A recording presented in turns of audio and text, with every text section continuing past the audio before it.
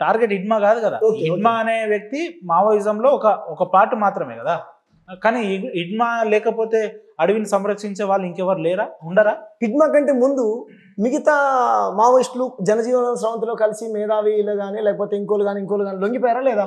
లొంగిపోయారు కదా. మరి మా హిడ్మా మిస్సెస్ లొంగిపోలే కదా. వాళ్ళ ఆలోచన కూడా చేయలే. ఎందుకు అంటే నమ్మిన సిద్ధాంతం కోసం, వాళ్ళు ఆ అడవిని పట్టుకొని ఆ ఆదివాసుల హక్కుల కోసం, వాళ్ళ ఊరిని కాపాడుకోవడం కోసం బతుకైనా చావని ఇక్కడే అనుకున్నారు. కాబట్టి వీన్ని ఇక్కడ లేకుండా చేయాలి. మిగతా వాళ్ళంతా దొంగలు. ఎవరైతే మిగతా సరే ఓకే వాళ్ళు కూడా సిద్ధాంతం కోసం పనిచేశారు ఒప్పుకుందాం. సరే మావోయిస్టులు లేకుండా చేస్తావు. మరి అందరినీ లొంగ తీసుకున్నట్టు అందరినీ మీకు ఏమంటారు జనజీవన సమితిలోకి రండి, మీకు ట్రాక్టర్ ఇస్తాం, ఇంత ఎకరం పొలం ఇస్తాం, మీకు ఉపాధి అన్నట్టు మరి చర్చతో హిడ్మాతో కూడా కూర్చొని చర్చలు పెడితే అయిపోయేది కదా.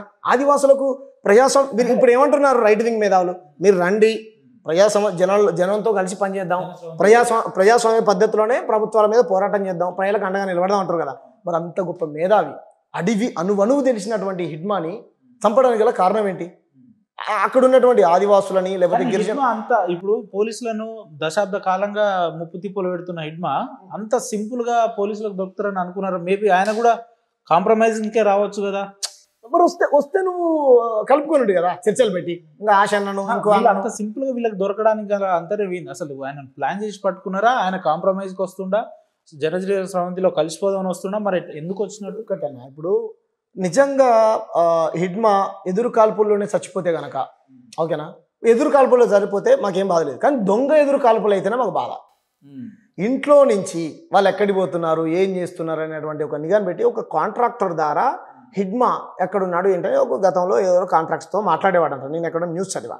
ఆ కాంట్రాక్ట్స్తో మాట్లాడుతుంటే ఆ కాంట్రాక్టరే ఈయన ఎక్కడికి వెళ్తున్నాడు ఏంటి అన్నటువంటి మెసేజ్ని లీక్ చేయడం ద్వారా పలానా దగ్గర పలాని ఆంధ్రప్రదేశ్ ఎక్కడైతే ఈ అడవులు ఉన్నాయో అక్కడ పట్టుకొని కాల్చి చంపారు అంటే అంతకుముందే చంపేశారంట. చంపి 4 రోజులు అటు ఇటు తిప్పి దాని తర్వాత పొద్దున్నే 4 గంటలకు ఎదురు కాల్పులు జరిగినాయి. ఇప్పుడు ఈయన చనిపోవడం 4-5 రోజుల ముందే అక్కడ ఛత్తీస్గఢ్ డిప్యూటీ సీఎం వాళ్ళ ఇంటికి పోవడం, వాళ్ళ అమ్మతో భోజనం చేయడం, అది అంటే ఇదంతా ముందే ప్రీ ప్లాన్డ్ గా జరిగినట్టేనా? ఇంతకుముందు నేను చెప్పాను కదా, మార్చి 2026 31 కల్లా డెడ్ లైన్ పెట్టాడు మావోయిస్టులకు ఎవరు, అమిత్ షా గారు. కాబట్టి హిడ్మా వాళ్ళ అమ్మతో చెప్పించిన నాన్నతో చెప్పించిన సిద్ధాంతం కోసం ఆశయం కోసం బతికేటోడు, ప్రాణాలకు ప్రజలకు ఇంకోలకు భయపడడు, ప్రజల కోసం బతికేటోడు భయపడ్డు. కాబట్టి ఆ తల్లి ఒక్కతే ఆ హిడ్మాకు తల్లి అని అనుకోలే, అందరూ నా తల్లుడే అనుకున్నాడు హిడ్మా. కాబట్టి సరే కన్న కొడుకు కాబట్టి తనకు బాధ ఉంటుంది, ప్రేమ ఉంటుంది, ఈ రకంగానన్నా వస్తాడేమో హిడ్మా అని అనుకున్నారు వాళ్ళు.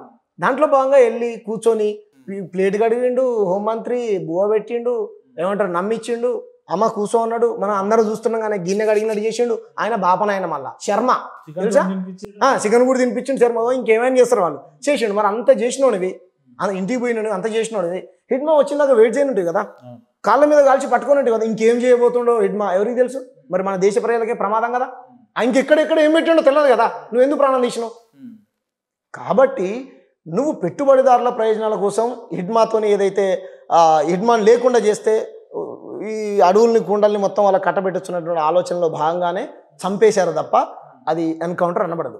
అంటే మీ ఉద్దేశంలో సరే విమర్శించడం ఒక ఎత్తున పక్కన పెడితే ఈ మావోయిజం లేకుండా నక్సలిజం లేకుండా చేస్తామని అనడం, లేదంటే ఎవరైతే ఇప్పుడు మావోయిజంలో పనిచేస్తున్న వాళ్ళంతా జనజీవన స్రవంతిలో కలవడం, సామాజికంగా పోరాడడం మంచి విషయమేనా, మంచి అంశమేనా? వాళ్ళందరూ ఈ అవసరం అంటారా? ఇప్పుడు ఈ నక్సలిజం ఉండడం అవసరమా? ఇప్పుడు దాని అవసరం ఉందా? లేదు, నేను ఏమంటున్నా అంటే అన్న 100% నేను దాన్ని సమర్థించాను. ఎందుకంటే దాంట్లో పోయి మీ ప్రాణాలు పోగొట్టుకుంటా ఉన్నారు. ఒకప్పుడు రైట్ మీకు దొరలకు భూస్వాములకు వ్యతిరేకంగా తుపాకీ పట్టుకుని కొట్లాడిన ప్రజలు కూడా పెద్ద ఎత్తున మీకు ప్రజల నుంచి కూడా మంచి మద్దతు వచ్చింది. ఇప్పుడు ఆ పరిస్థితి లేదు. ప్రజాస్వామ్య పద్ధతిలోనే ప్రభుత్వాల మీద పోరాటం చేద్దాం, ముఖ్యంగా బీజేపీ ప్రభుత్వాన్ని గద్దె దించుదాం రండి. ప్రజాస్వామ్య పద్ధతిలోనే బ్యాలెంట్ లైన్ నమ్ముకుందాం రండి, బ్యాలెంట్ లైన్ నమ్ముకుందాం, ఇందిరా పార్క్ దగ్గర ధర్నాలు చేద్దాం, ప్రజల్ని చైతన్యం చేద్దాం.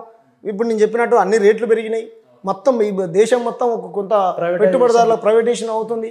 మన హక్కుల్ని మనం సాధించుకుందాం, ప్రజాస్వామ్య ప్రక్రియను సాధించుకుందాం రండి. మీరు పోలీసు వాళ్ళని చంపకండి, పోలీసు వాళ్ళని కూడా మీరు చంపకండి. ఎందుకంటే వాళ్ళు భారతీయులే, వీళ్ళు భారతీయులే. కాబట్టి నేను ఏం చెప్పదలిసానంటే నా పర్సనల్గా అయితే నక్సలైట్ అనేటువంటి వ్యక్తి ఉంటే దొరలకు భూస్వాములకు సుసుపడుతుంది అన్న. అంటే ఆ నమ్మకం నాకు ఉంది, మన తాతల నుంచి ఉంది. కాబట్టి అదే ఉండాలి అని అంటే కనుక నేను కూడా అప్పుడు సంఘ విద్రోహిని అయితే కాబట్టి ఉండకూడదు. కానీ వాళ్ళు ఉన్నప్పుడు మాలాంటి అనగారినటువంటి వర్గాలకే కానీ నోరు లేనటువంటి మా అమ్మకు మీకు ఎగ్జాంపుల్ చెప్తానన్న, వాళ్ళకు ఒక ధైర్యం ఉండేది. చిన్నప్పుడు మా ఊరు మేము బయ్యారం పక్కన వినోబాబు నగర్ అనే చిన్న పల్లెటూరు, చుట్టూ బయ్యారం కొండలు ఉంటాయి. ఒక చిన్న ఆమ్లెట్ విలేజ్ మాది గౌరారం.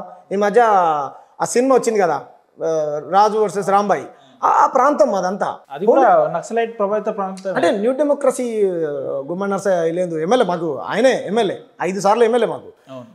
పోలీసు వాళ్ళు వస్తున్నారంటే భయపడేటోళ్ళు గ్రామస్తులు. అన్నలు అక్కలు వస్తున్నారంటే నా చిన్నతనంలో ఇంటికి పిలిపించేది, ఆనందపడేది. అన్నలు వచ్చిరాట, అక్కలు వచ్చిరాట, ఎవరైనా ఇంటికి భోజనం చేసుకోతే సంతోషించేది. అంటే మరి ఎందుకు వాళ్ళ పట్ల ఈ ప్రజలకు అంత ప్రేమ? సరే శ్యామ్ అంటే దేశద్రోహి సంఘ విద్రోహి అనుకుందాం, మరి ఆ నోరు లేనటువంటి ప్రజలకు, ఆ చదువు లేనటువంటి ప్రజలకు పోలీసు వాళ్ళు అంటే భయం. మరి ప్రభుత్వం నియమించినటువంటి పోలీస్ అధికారికి భయపడతా ఉన్నాడు.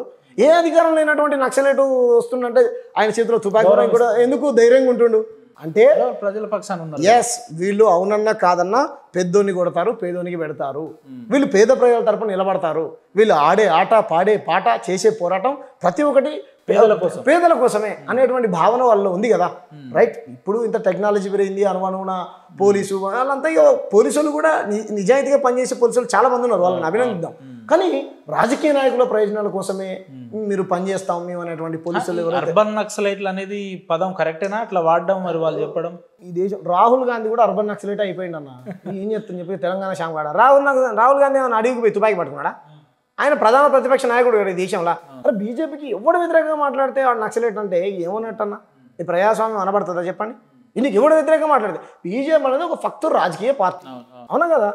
మరి అలా అనుకుంటే నీకు అనుబంధంగా ఉన్నటువంటి సంఘం ఏదైతే ఆర్ఎస్ఎస్ ఉందో, మరి ఆ ఆర్ఎస్ఎస్లో కూడా తుపాకులు దొరికినాయి కదా, నాగ్పూర్లో దొరికాయా లేదా?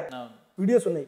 గాంధీని చంపినటువంటి గాడ్సే దగ్గర తుపాకీ ఆడ నుంచి వచ్చింది, జనజీవన సమితిలో కలిసిన వ్యక్తే కదా. ఇప్పటికీ బీహార్లో మనం వింటా ఉంటాం, ఎవరైనా ఉంటే మిత్రులు ఇంటికి ఒక తుపాకు. మరి ఆడ ఉండాలి. ఆయన మురళీమోహన్ సార్ చెప్తా ఉన్నాడు, ఏమంటా ఉన్నాడు, రైట్? ఈ దేశంలో ఒకరి దగ్గర తుపాకులు ఉండాలి, ఒకటే రాజ్యాంగం ఉండాలి. పోలీసు వాళ్ళ దగ్గర సంతోషం సార్, మురళీ సార్ సంతోషం సార్, ఒకరి దగ్గరనే తుపాకు ఉండాలి, ఒకటే రాజ్యాంగం ఉండాలి, మంచిదే సార్. ఒకటే దేశం ఉండాలి, ఒకటే భాష ఉండాలి, ఒకటే కులం చేయి సార్, ఒకటే కులం చేయి సార్. ప్రధానమంత్రికైనా తెలంగాణ శామకైనా మీకైనా ఒకటే చట్టం వర్తించేలాగా all are equal before law అనేటువంటి రీతిలో పాలకుల్ని, ప్రభుత్వ అధికారులని, పోలీస్ యంత్రాంగాన్ని పనిచేయమన్నాడు సార్. అది కదా ప్రజాస్వామ్యం అనబడుతుంది. కానీ నువ్వు ప్రైవేటు వ్యక్తులకు దేశ సంపదని కట్టబెడతా, వాళ్ళ ద్వారా వచ్చేటువంటి చందాలు తీసుకుంటా, మార్వాడి గుజరాతీలకు పర్మిషన్ లేకుండా షాపులకు మీరు చేసుకోకపోండి నేను ఉన్నా అంటే అది ప్రజాస్వామ్యం అనబడదు కదా సార్. కాబట్టి మీరు పెద్దలు, మేధావులు, కోనా మేధావులు వచ్చి మాట్లాడతారు, కాశీ